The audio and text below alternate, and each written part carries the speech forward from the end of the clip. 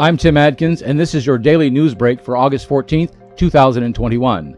Taliban forces continue their march across Afghanistan as more cities and provinces surrender, offering little to no resistance to the advancing forces. The swift takeover by the Taliban as the U.S. withdraws has been attributed to a lack of foresight on the part of both the Afghanistan leadership as well as U.S. military command.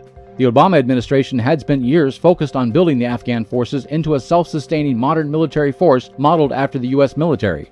Some experts are saying that the flaw in this approach is that Afghanistan is not a modern country capable of maintaining such an elaborate infrastructure needed to support that level of equipment and supplies. As the United States began to withdraw, many provincial forces simply began running out of food and ammo, so that when Taliban forces began to encroach on their territories, it was easy to get the Afghan military to surrender without a fight. The Taliban has since seized artillery, helicopters, guns, and other equipment, a pattern that has been repeating since May as city after city falls to the Taliban. Most experts agree that the complete takeover of the country by the Taliban is a near certainty. A 7.2 earthquake has struck near the island nation of Haiti. Although reporting at this hour is scant, the U.S. Geological Survey is predicting high casualties and widespread disaster. Citizens of Haiti posting pictures online show collapsed buildings and piles of rubble in the Grand Anse region and the coastal city of Les Cayes. No official word yet on the number of deaths or extent of the damage. Experts are fearing that this could be as devastating or even more so than the earthquake that struck Haiti in 2010. The U.S. Department of Education, in conjunction with the Biden administration, is offering financial support to school districts in Florida that may be impacted by Governor DeSantis' decision to punish school districts that choose to mandate a mask requirement for teachers and students by cutting of state funding to those districts. Governor DeSantis has been embroiled in a controversy since his ban against mask mandates was announced on July 30th of this year in an executive order. The governor's office has responded to critics by releasing a statement saying that parents deserve as many options as possible to choose what is best for their children. Hospitals in multiple states are filling to capacity as the Delta variant continues to ravage the unvaccinated.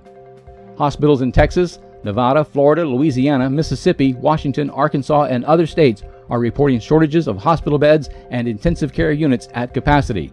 The overwhelming number of these patients are non-vaccinated, and experts agree this large population of citizens refusing to be vaccinated is what is driving what is known as the Delta variant of the COVID-19 virus.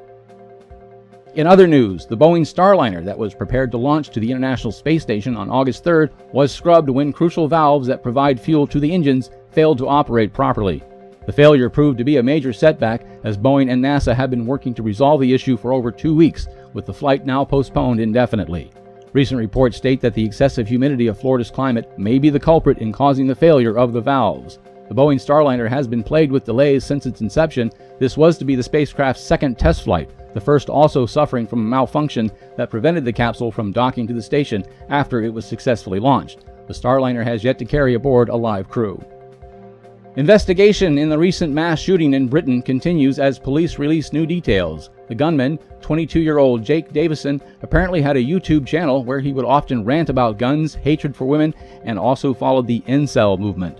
Followers and adherents to the incel movement believe their social awkwardness and inability to form romantic relationships with women is the fault of a society that places too much emphasis on materialism and standards of beauty and attractiveness. Standards they feel that are unjust and leave such lonely men as themselves with zero options. It is a movement that advocates violence against women and society in general. Fred has been downgraded to a tropical depression following its passage over Cuba. Fred is expected to reform into a tropical storm on Sunday as it moves into the Gulf of Mexico. Currently, the National Weather Service has indicated the projected path of Fred, and it has moved further west away from the Florida coast. It is expected to make landfall in the Florida Panhandle near the Alabama border by Monday evening. The storm is not expected to reach hurricane strength. Meanwhile, a seventh tropical storm is also on track for southern Florida. The tropical storm, now named Grace, is following a near identical path as Fred, although the National Weather Service has it on a slightly more easterly track and may even strike the southern east coast of Florida rather than crossing over the Keys into the Gulf. As always, we'll keep you posted as these systems develop. I'm Tim Adkins, and this has been your Weekend News Update for August 14th, 2021.